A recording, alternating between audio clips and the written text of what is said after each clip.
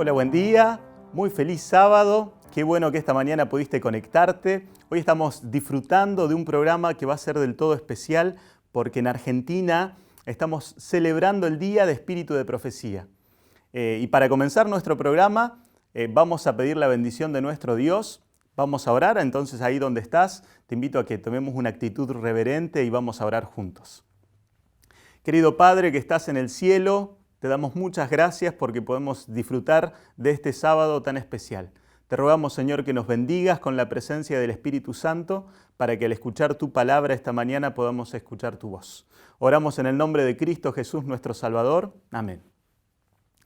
Amigos, qué lindo que podamos disfrutar de esto juntos. Vos que nos estás viendo, ahora vamos a pasar a una sección que es dedicada a los niños. Así que si tenemos niños en la casa, acérquense un poquito más porque vamos a compartir el espacio de adoración infantil.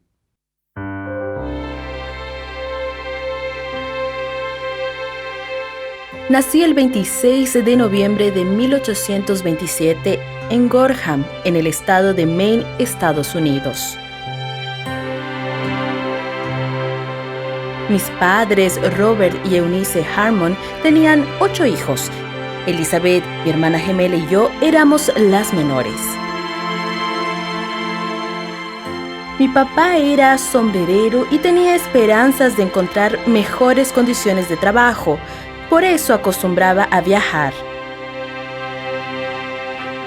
Una mañana de invierno, después de haber empaquetado sus pertenencias, se despidió de la familia y fue a la estación ferroviaria.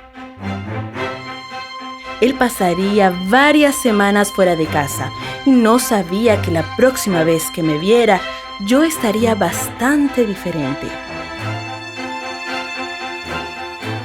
Digo esto porque un día de tardecita, mi hermana y yo estábamos atravesando una plaza cuando notamos que alguien nos seguía. Era una niña mayor que nosotras. Algo andaba mal.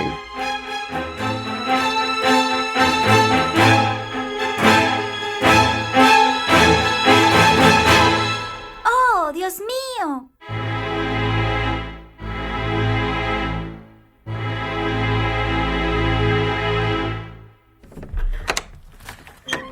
Hola, querida. Acabo de llegar. Hola, hijas. ¿Cómo están todas? Hola, hijas. ¿Están todas aquí? ¿Dónde está Helencita? No fue culpa de mi padre. El accidente me dejó irreconocible. Pero yo también estoy aquí, papá. ¿Pero ella puede leer? Casi nada. Ella dijo que las letras se movían. Después de eso, se desmayó. ¿Y escribir?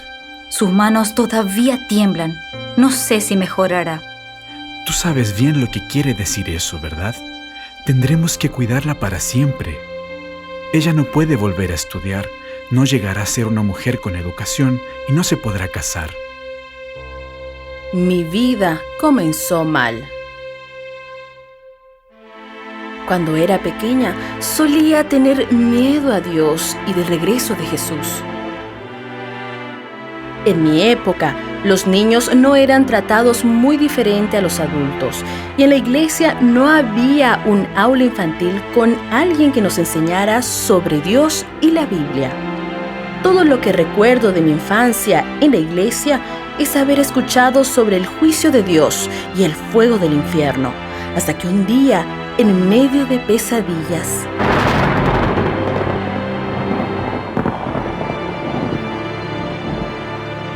como dijo John Wesley, no puede ser. Ninguna misericordia puede entrar dentro de las sombras del infierno. ¿Y si yo no estoy preparada? Sufrimiento, fuego eterno. Ay, Señor, perdona mis pecados.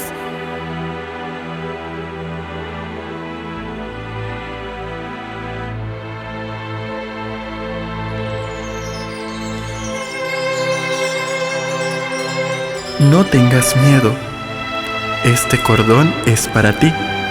Representa la fe. Ten fe en mi amor.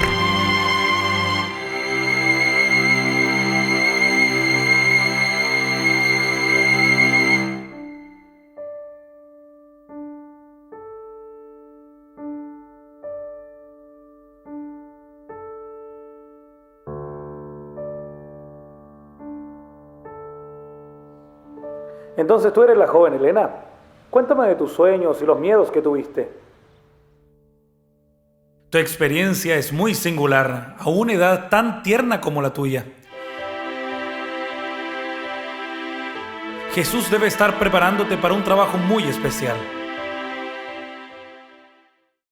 Muy feliz sábado para todos, qué lindo poder estar compartiendo este momento especial en familia, en un sábado que podemos vivirlo de esta manera diferente tal vez.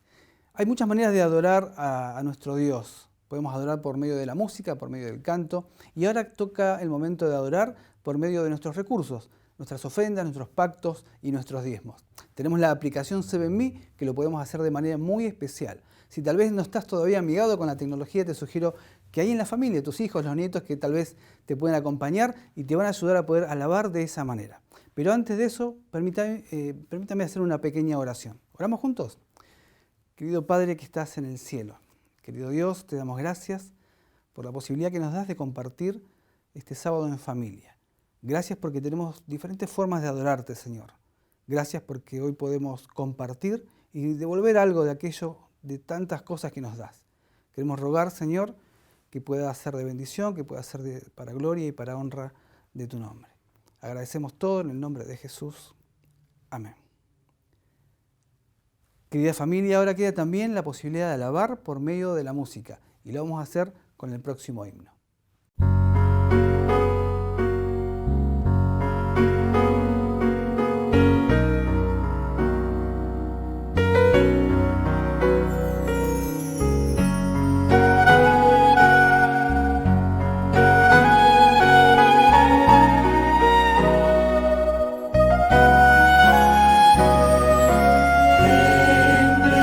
Estar de Cristo, ver su rostro que será, cuando al fin en pleno gozo mi alma le contemplará. Cara a cara espero verle, cuando venga en gloria y luz. Cara allá en el cielo he de ver a mi Jesús.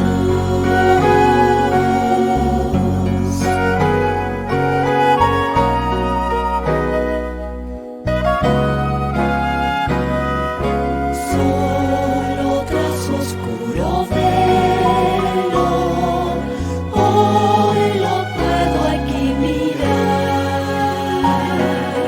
Pero pronto viene el día que su gloria demostrar. Cara a cara espero verle, cuando venga en gloria y luz. Cara a cara allá en el cielo he de ver a mi Jesús.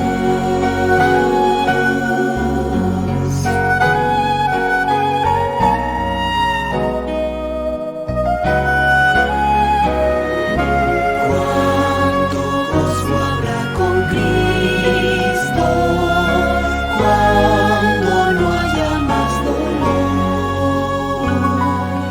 cuando cesen los peligros al abrigo de su amor. Cara a cara espero verle, cuando venga en gloria y luz. Cara a cara allá en el cielo he de ver a mi Jesús.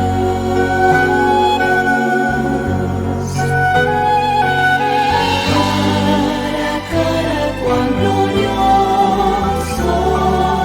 ha de ser así vivir. Ver el rostro de quien quiso nuestras almas redimir. Cara a cara espero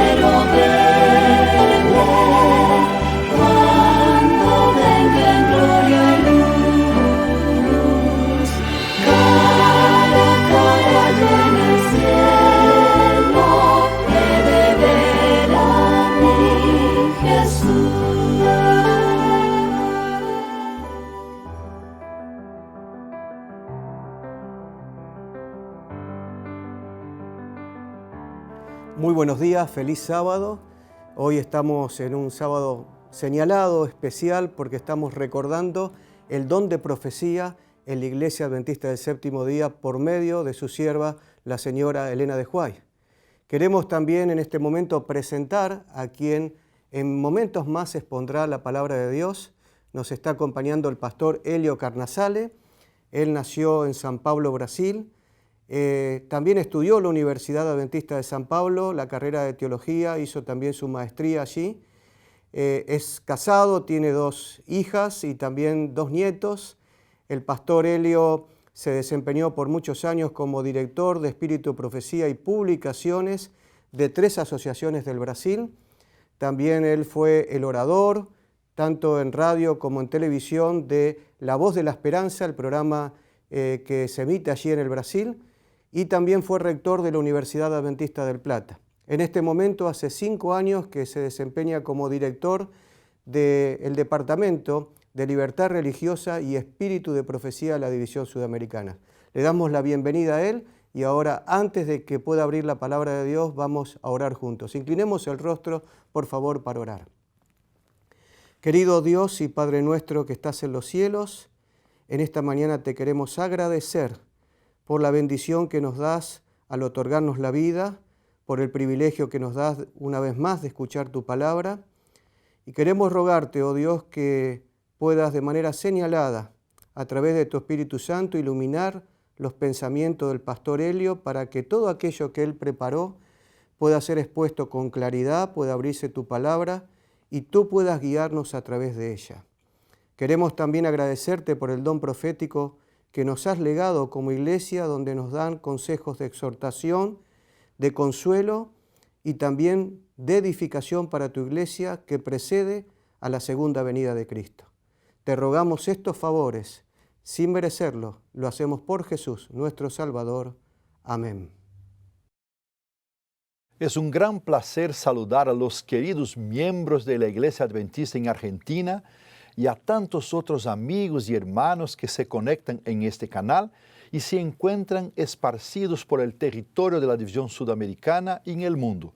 Mis felicitaciones para ustedes que están conectados ahora o para quien está viendo este mensaje en un día alternativo. Todos son bienvenidos.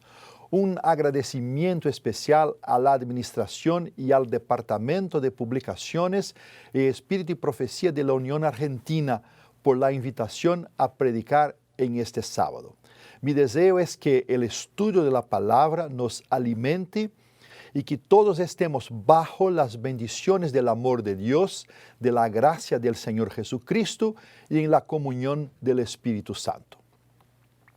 En vísperas de cumplir 176 años del gran chasco del 22 de octubre de 1844, haremos un viaje en el tiempo y regresaremos al comienzo del movimiento adventista para recordar que nuestra iglesia no surgió de la nada, no apareció por casualidad, ni fue establecida por voluntad humana. Veremos cómo el Señor Dios guió el surgimiento de los adventistas del séptimo día y qué influencia tuvo en ellos la manifestación moderna del don profético, cómo se identifica en la vida, ministerio y obra de Elena G. de White. El mensaje de hoy combinará la Biblia, la historia y el espíritu de profecía.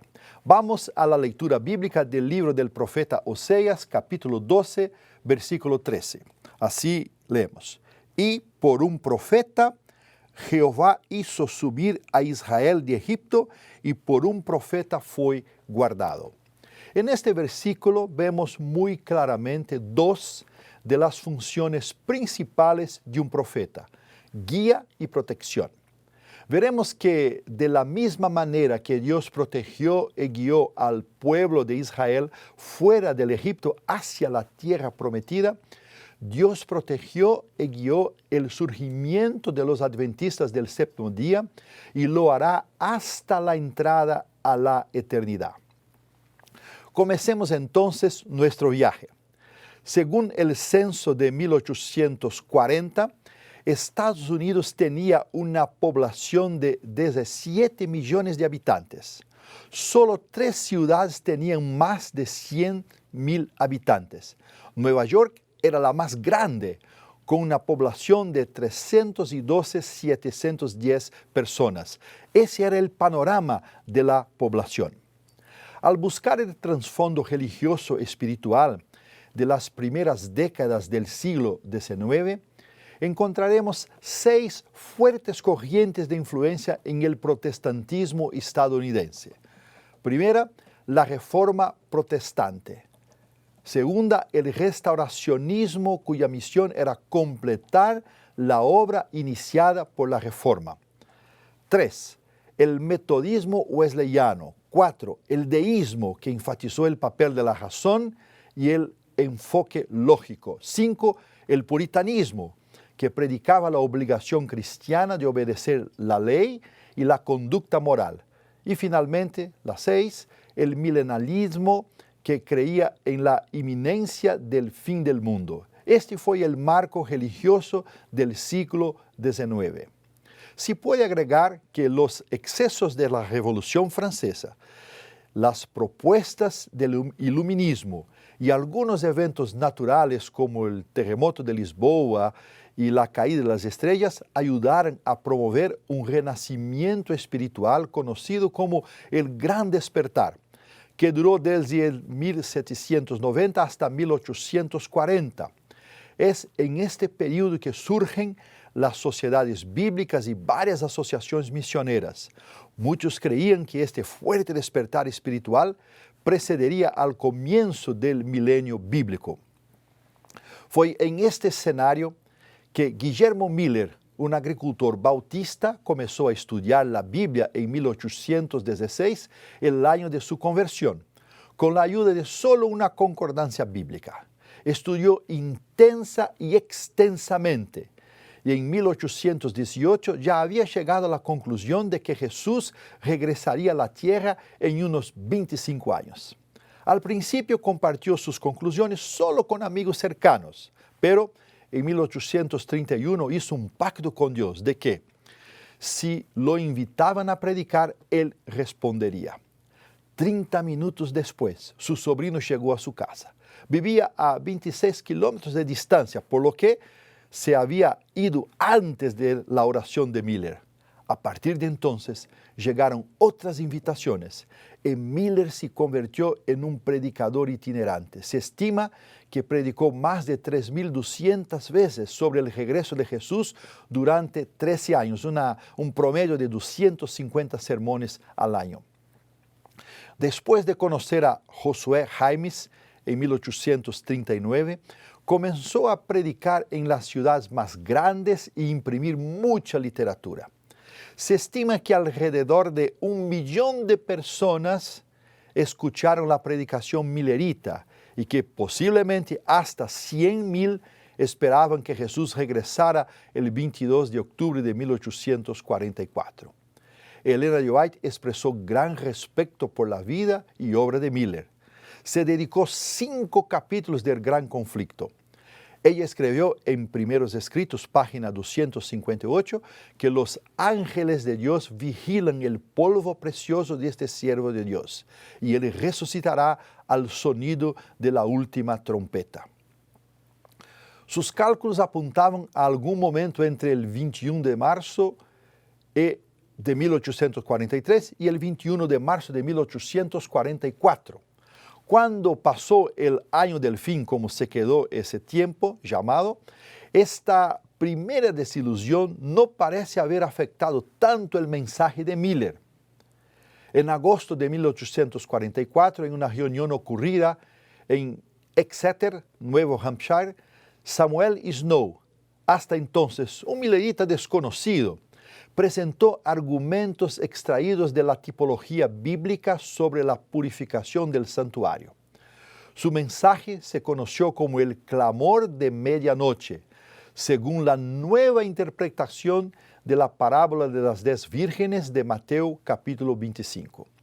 Muchos se fueron convencidos de que Jesús regresaría precisamente el 22 de octubre de 1844.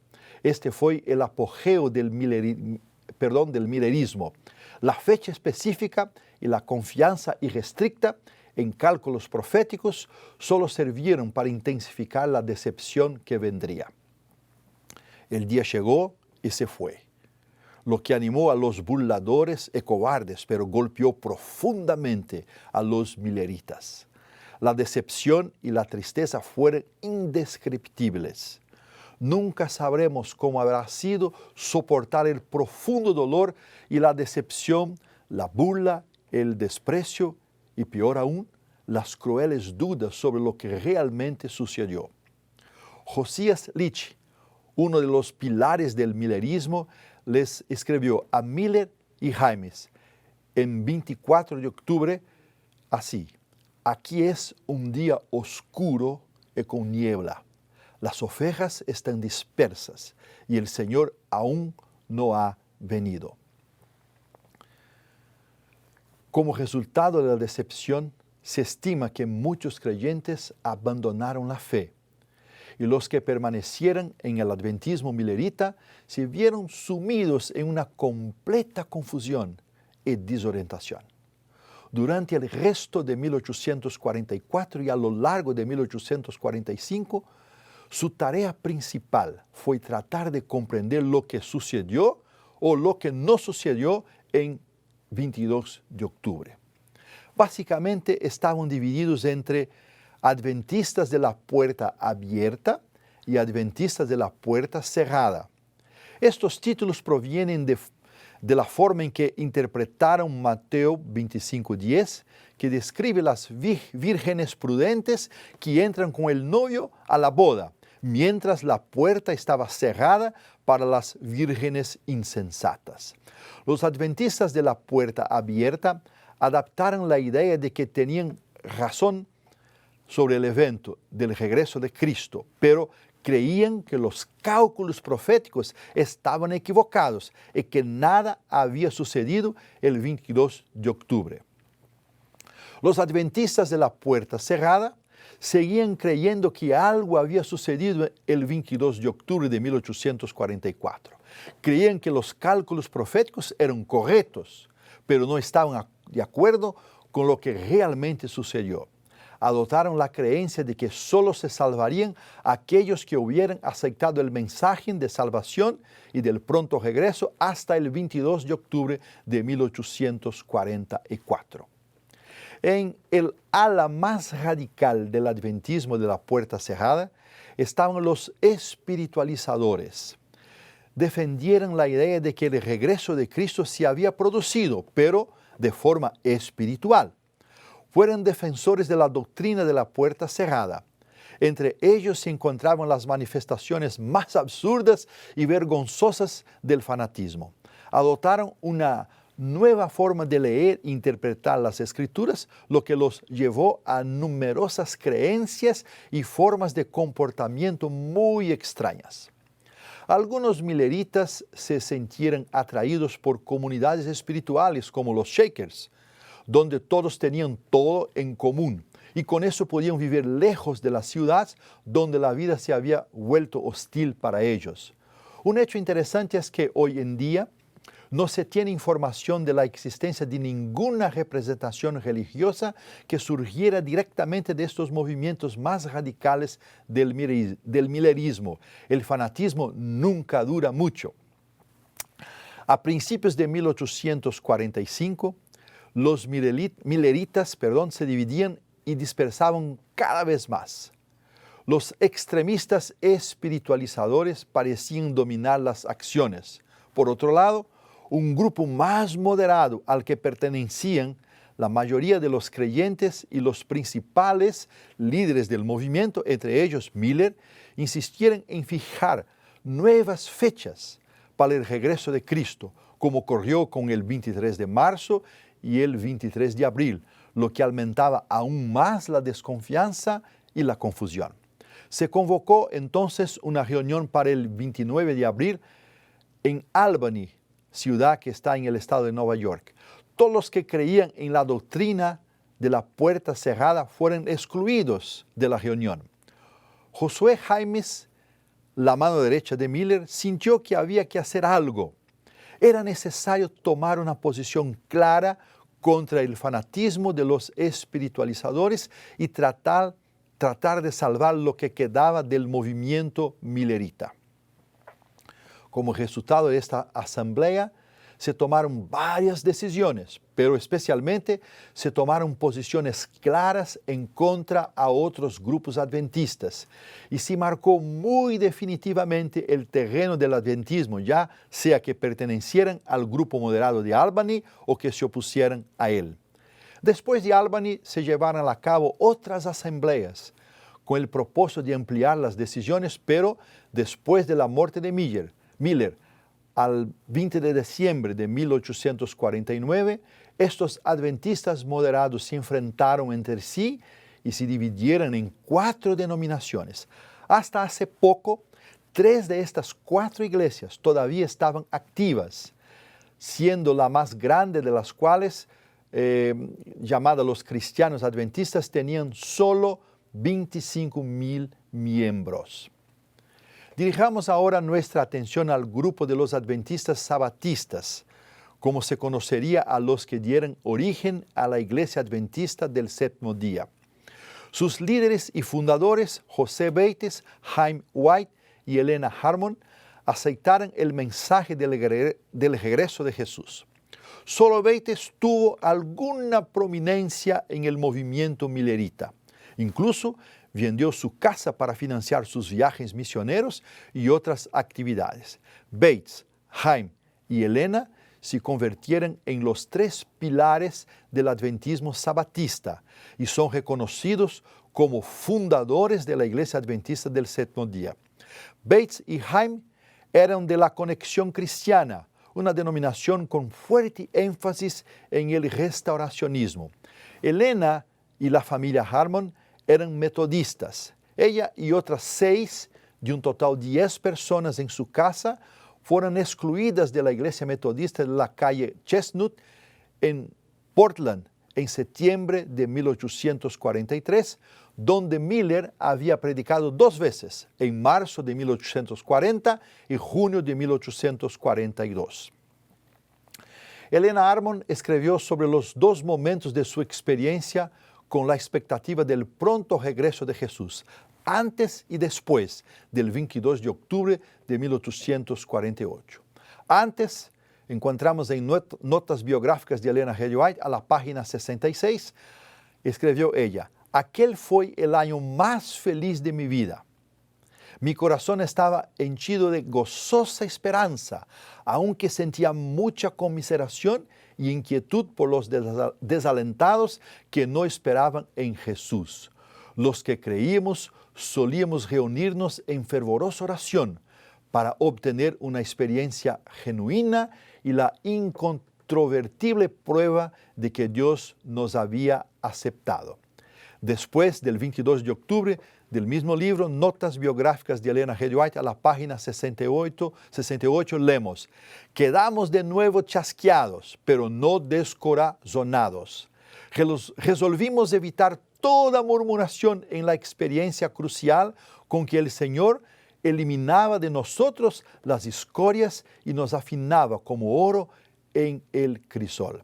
Decidimos someternos pacientemente al proceso de purificación que Dios consideraba necesario para nosotros y aguardar con paciente esperanza que el Señor viniese a redimir a sus probados fieles». Fue en medio de este escenario de dolor, decepción y confusión que Dios se manifestó en visión a la joven Elena Harmon, quien acababa de cumplir 17 años. Su salud se había visto agravada por la tristeza de la decepción, y Elizabeth Hines, una amiga un poco mayor que ella y que también vivía en Portland, la invitó a visitarla y pasar unos días en su casa. Esa primera visión ocurrió a fines de diciembre de 1844 y fue en una reunión de oración en el servicio matutino del hogar, donde solo había 5 mujeres presentes. Ella lo describió así: «Mientras estaba orando ante el altar de la familia, el Espíritu Santo descendió sobre mí y me pareció que me elevaba más y más, muy por encima del tenebroso mundo. Miré hacia la tierra para buscar al pueblo adventista, pero no lo hallé en parte alguna. Y entonces una voz me dijo: vuelve a mirar un poco más arriba. Alcé los ojos y vi un sendero recto y angosto, trazado muy por encima del mundo. El pueblo adventista andaba por ese sendero en la dirección a la ciudad que se veía en último extremo. Primeros Escritos, página 14. La visión completa se puede leer en Primeros Escritos, Notas biográficas de Elena G. White o Testimonios para la Iglesia, tomo 1. Los fideicomisarios de Elena de White han entendido que en esa visión el Señor le mostró la peregrinación del pueblo adventista hacia la áurea ciudad. La visión no explicaba el motivo del chasco, si bien la explicación podía obtenerse del estudio de la Biblia, como sucedió. Sobre todo, hizo comprender a los fieles que Dios los estaba guiando y continuaría conduciéndolos mientras viajasen hacia la ciudad celestial. Está en Primeros Escritos, en la parte introductoria a la página 16. Una semana después, Elena recibió la segunda visión, donde se le ordenó compartir el mensaje recibido. Se le reveló que su misión no sería fácil, pero que el Señor estaría a su lado. Al principio se resistió por la fragilidad de su salud, pero aceptó humildemente el llamado, confiando en que Dios la apoyaría. El grupo de Albany había tomado una posición muy firme contra cualquier espiritualización en la interpretación bíblica y contra cualquier manifestación espiritual como sueños y visiones. En aquellos días habían sido muchos los que se decían profetas y proliferaba el fanatismo. Las condiciones para la joven Elena serían extremadamente difíciles. Tendría que enfrentarse a mucha desconfianza y oposición. ¿Sería ella una fanática más con problemas neurológicos que aseguraría tener revelaciones especiales de Dios? Esto fue en parte el motivo por el cual durante casi 40 años Elena continuó teniendo visiones en público, precisamente para confirmar la validez del fenómeno espiritual similar a los profetas bíblicos. Tan pronto como Elena aceptó el llamado, aprovechó cada oportunidad para presentar los mensajes que estaba recibiendo. Fue en uno de estos viajes, en 1845, que conoció al joven ministro Jaime White. Más tarde, él se ofreció a acompañar a Elena y una amiga en otros viajes. Jaime estaba plenamente convencido de la autenticidad de las visiones de Elena. Allí comenzó una amistad que resultó en su matrimonio, ya que la presencia de Jaime con las damas probablemente sería muy complicada y fácilmente podría poner obstáculos al trabajo de Elena. Se casaron el 26 de noviembre de 1846 en la ciudad de Portland. Bates, Jaime y Elena estaban entre los que creían en la doctrina de la puerta cerrada y, por lo tanto, no asistieron a la asamblea de Albany. Todavía había otros creyentes que, como ellos, estaban convencidos de que todo ese movimiento no había sido en vano. Querían encontrar la razón de su decepción en la Biblia. Además de ser pocos, estaban aislados unos de otros, repartidos por el centro norte y noreste de los Estados Unidos. Estuvieron de acuerdo con los espiritualizadores en aceptar la exactitud del cálculo profético, pero no estaban de acuerdo con ellos en cuanto a la naturaleza espiritual del regreso de Cristo. Terminarían formando la tercera y más pequeña corriente emanada del milerismo. El grupo que pronto se conocería como los adventistas sabatistas comenzó el 23 de octubre a estudiar y escuadriñar la Biblia en busca de razones para su decepción. Así sucedió con Hiram Edson, un agricultor metodista de Port Gibson, estado de Nueva York, el líder adventista local. Para animar a los hermanos, les sorprendió una comprensión especial del pasaje de Cristo del compartimiento santo al Santísimo en el santuario celestial. Junto con Owen Crozier y Dr. Hahn, Edson estudió este tema en profundidad, siguiendo el método de estudio de Miller, y juntos llegaron a la conclusión de que el santuario que se purificaría en Daniel 8:14 no era ni la tierra ni la iglesia, sino el santuario celestial, del cual el santuario terrenal había sido una copia o un tipo. Es interesante notar que otros pastores adventistas también habían estudiado y presentado reflexiones sobre el tema del santuario, poco después de la primera desilusión en marzo de 1844, pero parece no haber tenido ningún efecto sobre los milleritas. En ese mismo momento, a 600 kilómetros de distancia, José Bates fue impactado por el mensaje del sábado, sin saber nada de los estudios que se estaban haciendo en Port Gibson. De manera similar al tema del santuario, algunos milleritas ya habían abordado la cuestión de la observancia del sábado, incluso antes del 22 de octubre. Pero estas semillas solo dieron fruto cuando Bates leyó el artículo del pastor Thomas Preble, publicado en el diario Esperanza de Israel. Bates inmediatamente comparó con la Biblia la evidencia presentada por Preble, quien a su vez había recibido ese mensaje de los bautistas del séptimo día a través de la hermana Raquel Oaks Preston. Bates se quedó convencido de que la santidad del sábado no había cambiado. A partir de entonces comenzó a defender la verdad de la vigencia del cuarto mandamiento. Volviendo a los acontecimientos de Port Gibson, Crozier acordó con Edson y Dr. Hahn escribir las conclusiones a las que habían llegado y fueron publicadas por primera vez en una revista llamada Day Dan en los primeros meses de 1845. Pero fue el 7 de febrero de 1846 cuando Crozier presentó sus conclusiones, ahora bien maduradas, en la edición extra de la revista Day Star, bajo el título La fe de Moisés.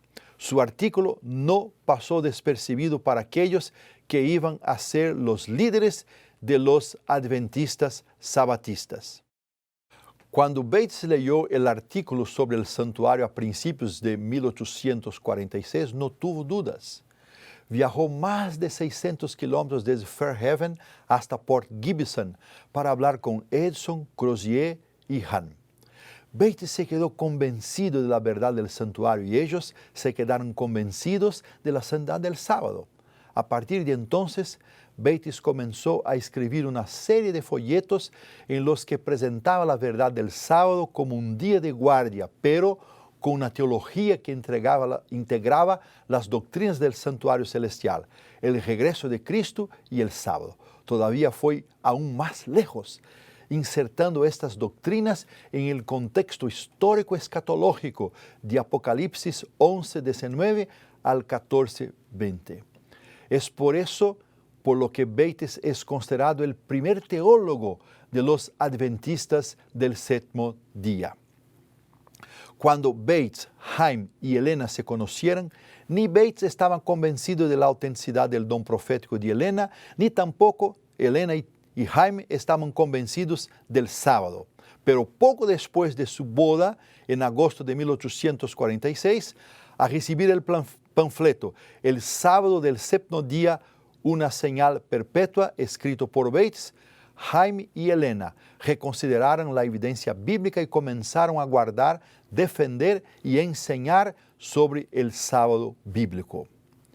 Poco después, en noviembre de ese mismo año, Bates se convenció de la autenticidad del don profético dado a Helena de White.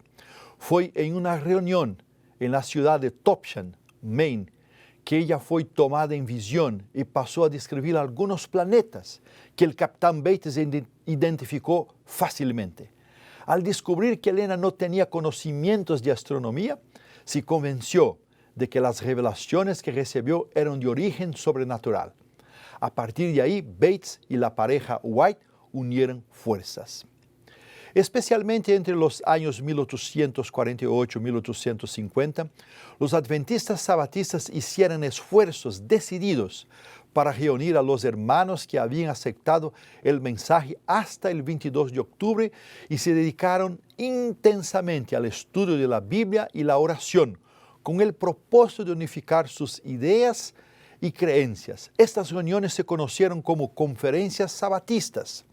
Además del esfuerzo por unir la gente, los adventistas invirtieron en la publicación de folletos, periódicos, comenzando así un ministerio de publicaciones, resultante de una visión recibida por Elena en noviembre de 1848.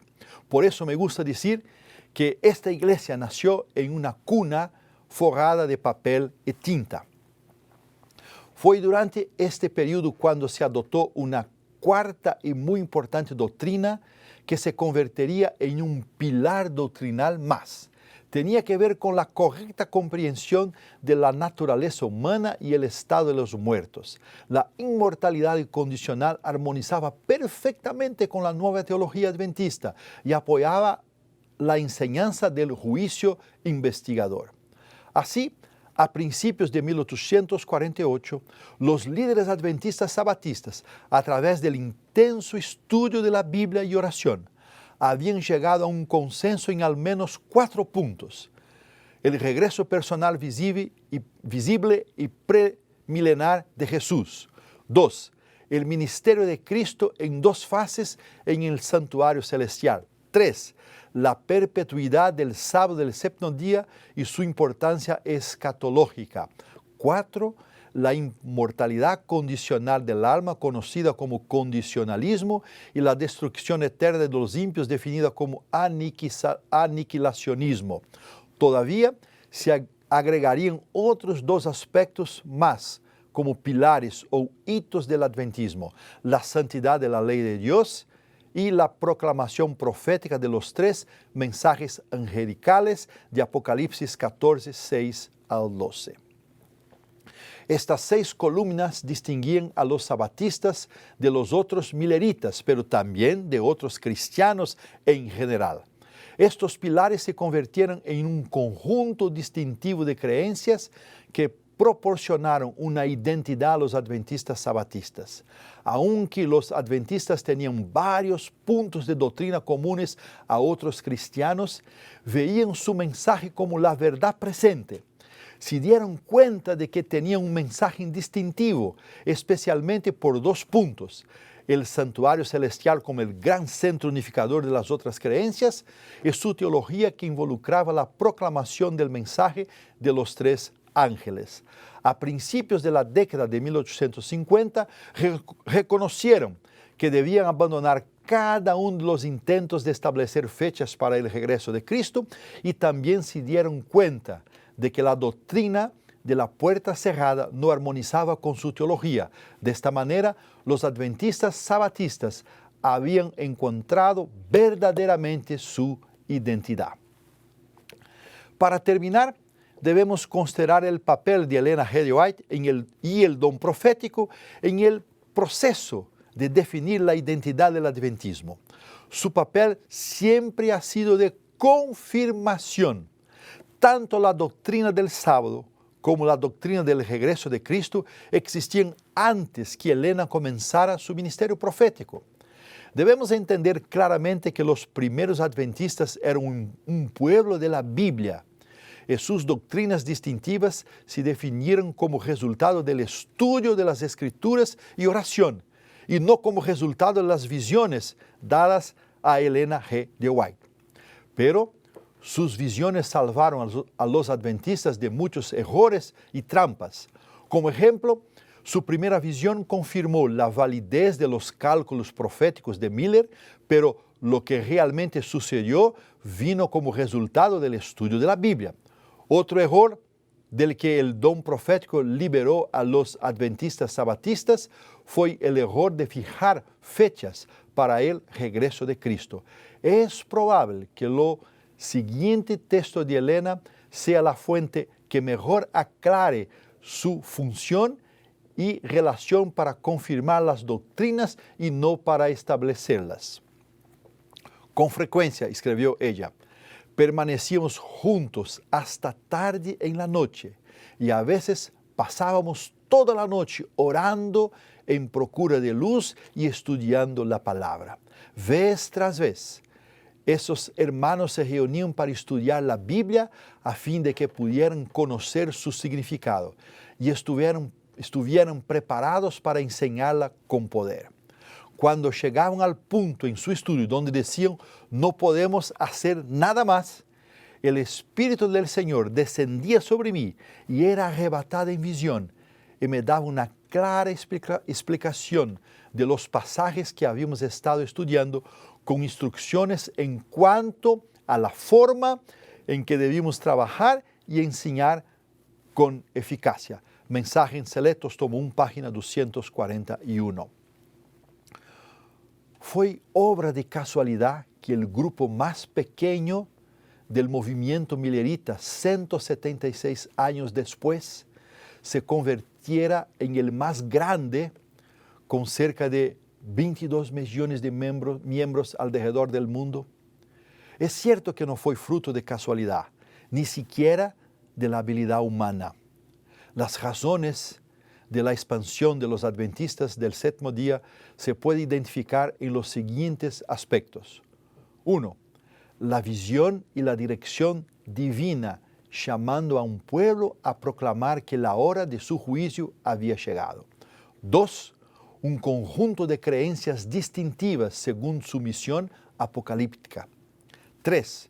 Una estructura organizacional capaz de apoyar la misión y sostener los desafíos de su mensaje. 4. Un sentido de misión y de urgencia generado por la comprensión profética de su movimiento. 5. La dirección y protección de la presencia profética como fuente de seguridad y prosperidad, acuerdo a 2 Crónicas 20:20, donde leemos, creed en Jehová vuestro Dios y estaréis seguros. Creed en sus profetas y seréis prosperados. El llamado que hago al final de este sermón es que podamos reconocer que pertenecemos a una iglesia distintiva y seamos dedicados estudiantes de la Biblia, perseverando en oración. Y que hagamos de los testimonios del Espíritu de profecía una fuente de seguridad y prosperidad espiritual. Que el Señor despierte en nosotros el sentido de misión y urgencia que marcó a los pioneros, para que podamos predicar el Evangelio con valentía y entonces, finalmente, ver el pronto regreso de Jesucristo en nuestra generación. ¿Estamos dispuestos a seguir los pasos de nuestros pioneros? Que el Señor nos ayude, es mi deseo y oración. Amén. Muchas gracias, querido Pastor Elio, muchas gracias por acompañarnos, gracias por compartir la palabra de Dios de una manera tan especial. Pero, querida familia, esto no termina acá.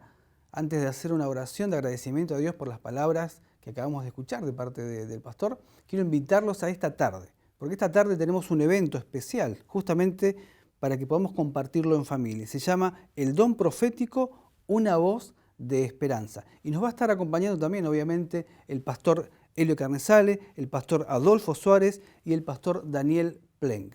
Así que no podés perderte la programación de esta tarde, 18 horas. Vamos a estar publicando el link y la placa aquí abajo para que lo puedas compartir, anotar, invitar a tu familia, a tus amigos. Es un buen momento para que podamos juntos recordar y fortalecer nuestra identidad como Iglesia Adventista del Séptimo Día. Ahora sí te pido que me acompañes en una oración.